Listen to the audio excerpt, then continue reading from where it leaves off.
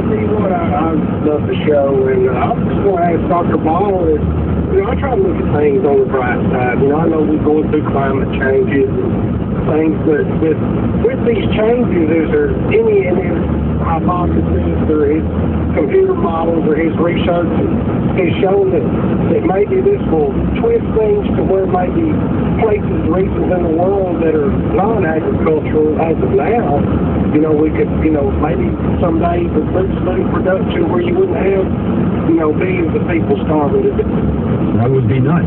That'd be a great thing, and I'll tell you what, I'll just take my answer off the air, and I'll tell you what, your show keeps us awake out here a lot of the times, and we're working a lot of night shifts. That's what we're here for. Thank you very much. Go ahead, Tim. Well, thank you, Kevin. Very good questions, and yeah, I think there are a lot of positive things, and people are tired of all the negative doom and gloom the world is coming in, and but you don't want to be Pollyanna either. But some people have said, well, even if this science isn't true, it makes people more aware. But I don't believe that. We're in danger of people not believing in science and not believing in advancements and improving things. But I think Kevin's got a very valid point. One of the things that was interesting, George, was that I wrote an article about the benefits of global warming for a country like Canada. I got more attacks and nasty letters over that. But one of the things that we need to talk about, the 1930s and the Dust Bowl and the drought of that era, and then compare that with 88, 89. The drought there was much worse and much greater impact climatically, but because of technology and everything else, we were able to cope with it much better. Exactly. And so I think that the other thing that's interesting is that at the base of all of the climate fears and scares and environmental things is the old clever world thing about the world's overpopulated and it can't support, and we're using up the resources too fast, especially with the industrialized nations. But the reality is that when you develop and you get a solid economy, the population rate goes down. That's the best way to reduce population, if that's your concern, is development and advance. And just to sort of form a point, we have food in the world every year to feed 26 billion people. But there's no problem with food production. The problem is we lose so much of it. In the developing world, 60% of all the food they produce never makes it to the table. What happens? Well, it rots, or it's thrown in the field. We lose about 30% of all the food we produce. Pesticides and everything else. And of course, the other factor is storage. This is why I was so angry about the whole CFC thing. And the Russians, the Chinese and India said, hey, you produce CFCs, you've got refrigeration, you've reduced your food loss by 30%. Now you're telling us we can't do it? This is rubbish. And so those are the issues that need to be dealt with.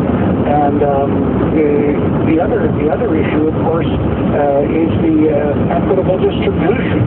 We're just getting into now good world markets with containerization and refrigeration and shipping, and yet now they're attacking globalization. Say, well, this is terrible, this is wrong.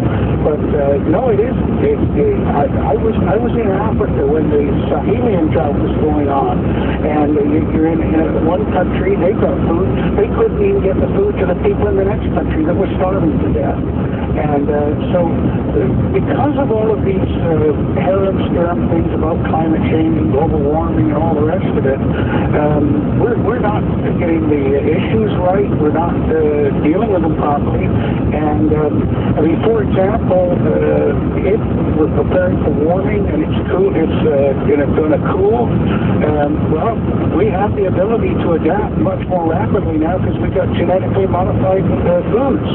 And I know people don't like those, but the reality is, when you go plant breeding, George, and it takes 15 years, plant breeding is genetic modified. I'm not a booster of those things. Well, no, No, but vibrating is like doing surgery with a chainsaw, and genetic modification is like doing it with a laser beam. And vibrating, it takes you 15 years to get a new crop into the field. With genetic modification, you can do it in less than 2 years. So the adaptability factors are improved and increased. So yeah, there's a lot of positive things out there, and we've got to stop the alarmists and the chicken littles from diverting us from where we're headed. Joyce, it's your turn, Louisville, Kentucky. Go ahead, Joyce. Hi, good morning. And I have to tell you, thank you for the entertainment the last couple of months. And it's kind of ironic that I'm calling on this night because it's because of weather. It's the reason that I found Coast to Coast.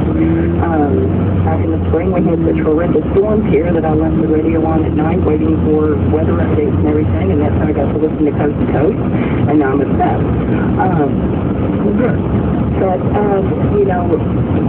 my comments are kind of about the predictability of, or the difficulty in predicting weather, because, we have the worst meteorologists here in Kentucky or the Ohio Valley, because, we have had some strange weather here this year. We had about a month ago, we had tornadoes, 3 of them that touched down within 2 miles of my house, and there was no supercell, there was no rain, there was no thunder, there was no lightning. We also had 3 years ago, we had the remnants of Hurricane Ike came through here, knocked out power to over 300,000 people. Just the wind energy, not, the rain and everything else that came with that. But, I think that whatever hype, quote unquote, that, that the news can give about that helps people prepare. And, I guess my question is, had Hurricane Irene panned out in New York City the way the hype went, would we still be having a conversation about this, or would it be, had there not been enough warning on the opposite side? And I think everything that I saw prior was that they knew it was going to weaken going into New York, but it wasn't the wind part, it was the major flooding that was going to happen, and that definitely has panned out north of New York and Vermont and Connecticut, and with 40-something deaths already from this. I'm just wondering, with the same people that are saying that this is overhyped, be having the opposite? Would they be saying that this is underhyped if it did pan out the way they had wanted it, or that it, quite sure. And Tim, as we were talking about the first hour, it's one of those things where you're trapped either way. Exactly. Yeah, no, Joyce, very, very good points and good observations. A couple of things about it. Of course, it was the advantage of electronics and communications and the ability for people to get information that has reduced the loss of life. I mean, the loss of life from hurricanes has reduced significantly because of the communication.